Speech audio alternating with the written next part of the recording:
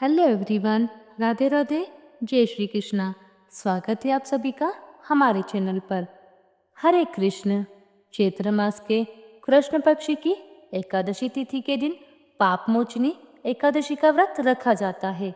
इस व्रत का नाम ही पाप मोचनी है, यानी कि पापों से मुक्ति दिलाने वाली पावन एकादशी। और एकादशी तिथि भगवान विष्णु को बहुत प्रिय है।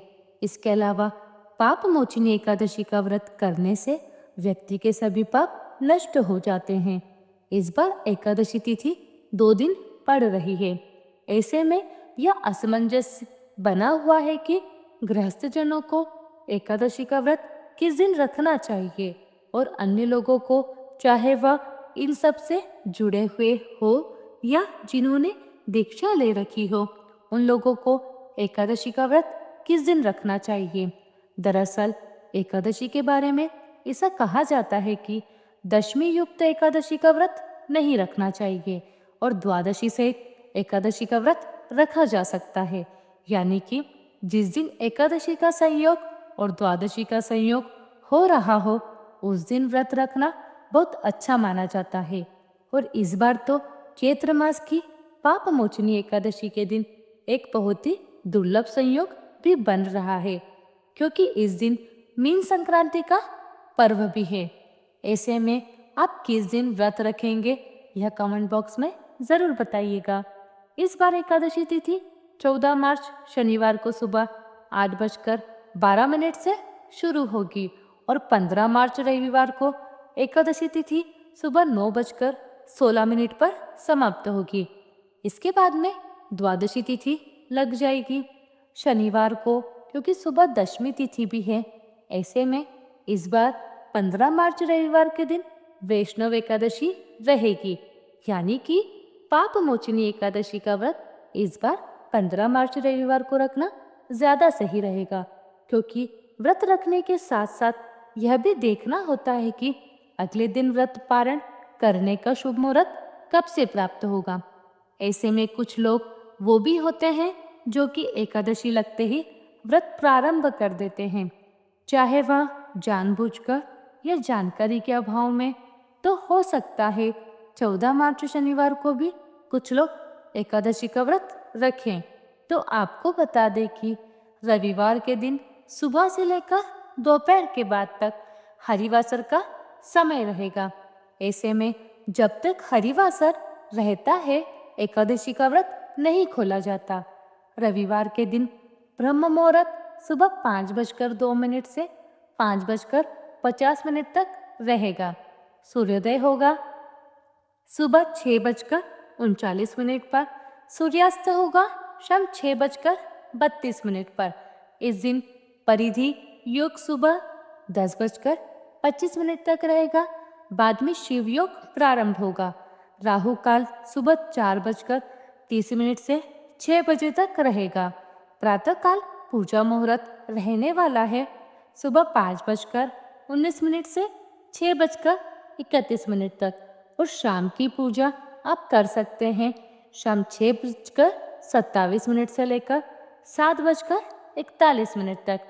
15 मार्च रविवार को मीन संक्रांति भी है और इस दिन भगवान विष्णु के अलावा सूर्यदेव की पूजा की जाती है। पितरों के निमित्त तर्पण, श्राद्ध या पितरों के नाम से दान आदि दिया जाता है। और इस दिन महापुण्य काल और पुण्य काल के समय का सबसे अधिक महत्व होता है। इस 2 समय में किए गए शुभ कार्य या दान इत्यादि पूजा पाठ संबंधी कार्यों का अक्षय गुना पुण्य प्राप्त होता है। मीन संक्रांति के दिन महापुण्य काल का समय रहेगा सुबह 6:31 से 8:31 तक और पुण्य काल का समय रहेगा सुबह 6:31 से दोपहर 12:30 तक। यानी कि यह जो समय है यह आप पितरों के नाम से पूजा, दान, तर्पण इत्यादि या कोई भी शुभ कार्य, पूजा पाठ आदि आपको करना हो, श्री सत्यनारायण भगवान की कथा का पाठ कराना हो, तब करा सकते हैं।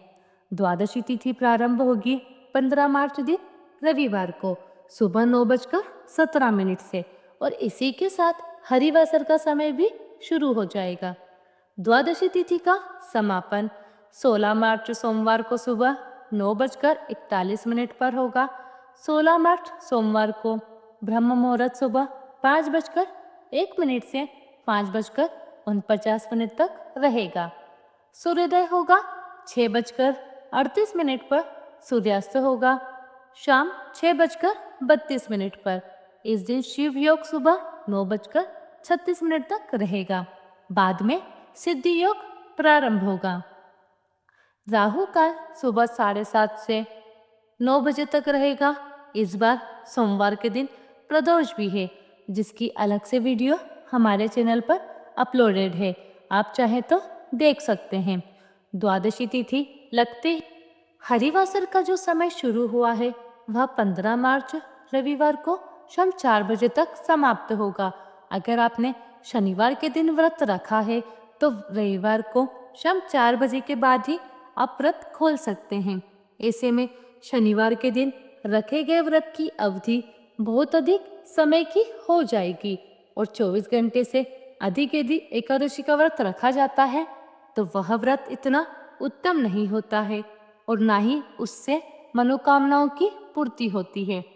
पाप मोचनी एकादशी व्रत का पारण 16 मार्च दिन सोमवार को सुबह 6:30 से 8:54 के बीच में कर सकते हैं। सूर्योदय के बाद जितनी जल्दी हो सके उतनी जल्दी व्रत का पारण कर लेना चाहिए। अब बात यह आती है कि जब एकादशी 2 दिन लग रही है तो दशमी तिथि के या फिर एकादशी के नियमों का पालन हमें कब कब करना है। तो देखिए, एकादशी का व्रत आप जिस दिन भी रख रहे हो उससे एक दिन पहले दशमी तिथि के नियमों का पालन करें। लेकिन क्योंकि शनिवार को सुबह से एकादशी भी लग रही है तो एकादशी लगने के बाद से तुलसी के पत्ते नहीं तोड़े जाते हैं, ना ही जल अर्पित किया जाता है। और मीन संक्रांति के दिन भी न तो तुलसी जी में जल अर्पित किया जाता है, न ही तुलसी के पत्ते तोड़े जाते हैं। तो ऐसे में व्रत रखते समय या व्रत का पालन करते समय आपको इस बात का ध्यान अवश्य से रखना है। यह थी हमारी आज की वीडियो। जानकारी आपको कैसी लगी कमेंट बॉक्स में ज़रूर बताइएगा। मिलते हैं आप सभी से अगली वीडियो में।